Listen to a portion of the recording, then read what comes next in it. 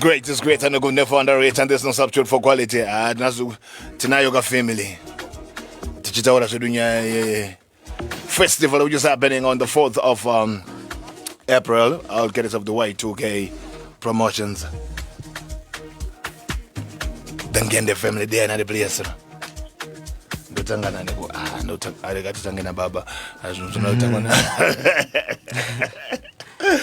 yes vaule wagwan oyo zvakamira ari semaranings aiwa zviri kutrobida aiwa time yanga reba tisina kuonana tikati nhasi rikatimboya timbotandara mbichana muno ndafara zvisingaite aiwa blessed god family yese iripo ari semwana musati mamwa mvura ndikaende tatori nemuroora aika pato nemuroora kudhara nyaya icho yakaipa. Alright, so the festival muripo the UK Summer Festival I'll get of Y2K Entertainment tukuzoti mafans enyu ari kuchema kana pawagwan panapa vari kutaura kuti aiwa we can't wait.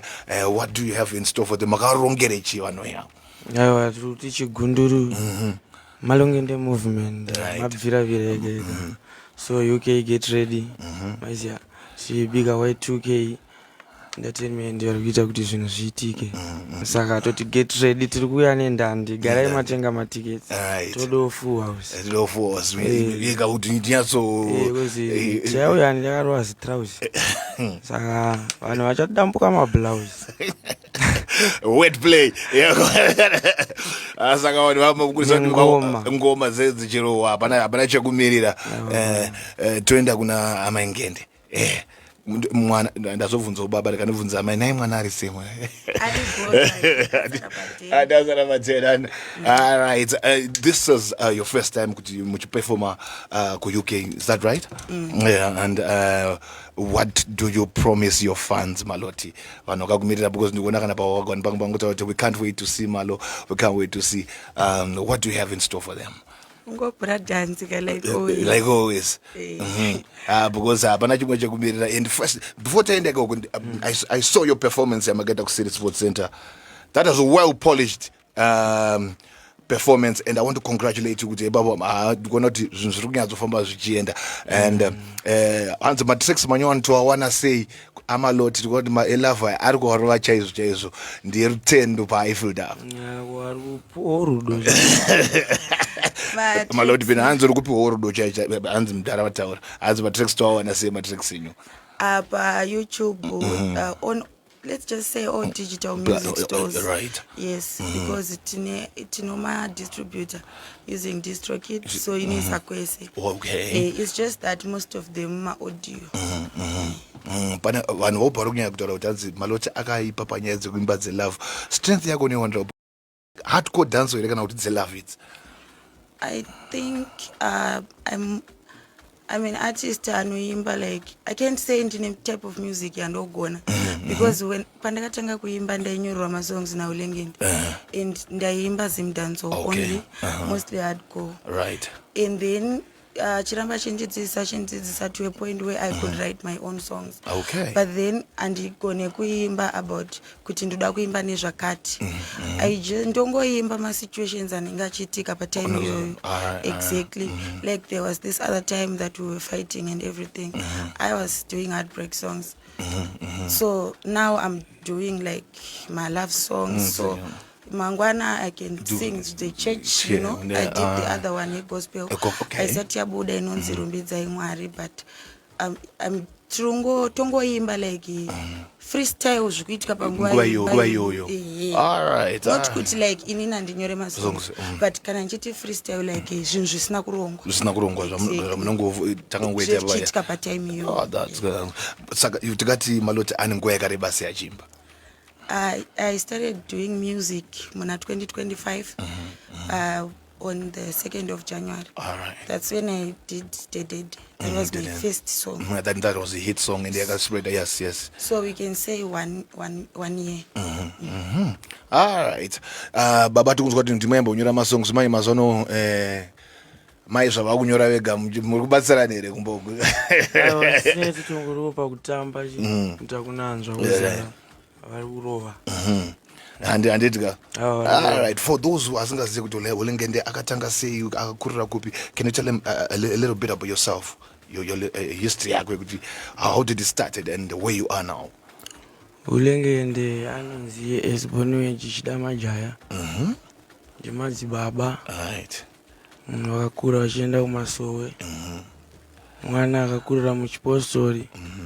Kusvikana nhasi tiri vedu magangster postori. Mutumbi mutatu muchimunyatsorovere mutumbi mutatu. Aiwa to takapesha yedu bati chero nanhasi. Aiwa tiri vana vechinamato ndizvozvo. Ulengende akurira kuMontoro. Tikazokurira kudzidza kubudiriro wane hai. Tichidaro tichigunduruka gunduru yaJehovha. Right. Kusvika Mwari zvinhu zvacho aropafadza.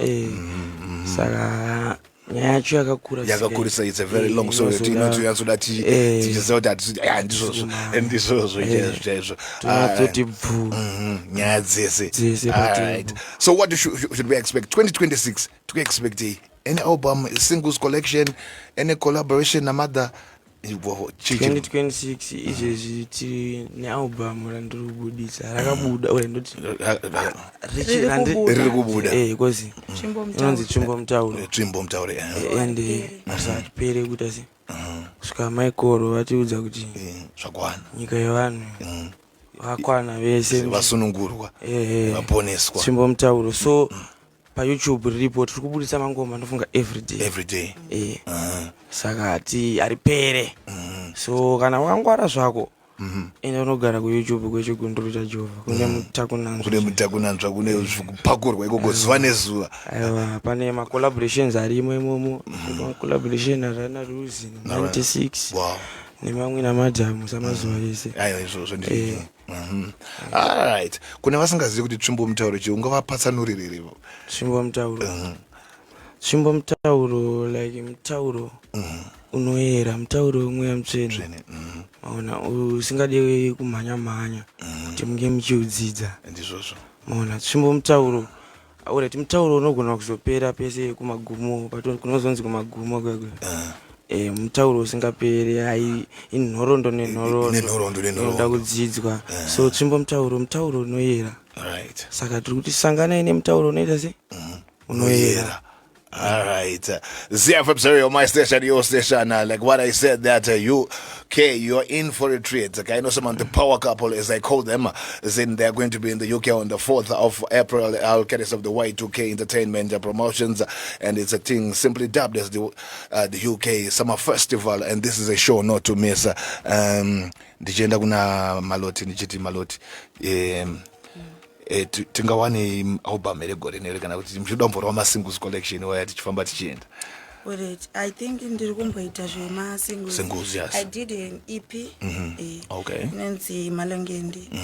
In 10 songs. Right. Yeah, for album I don't think kuti that is you are ready yet? Yeah, it will be rushed. You'll be rushed, exactly. So asanda nepfungwa idzodzo at the moment. Alright, anza atikumbira kuti madha varamba vachitorera dzelove idzi dziri kupinda.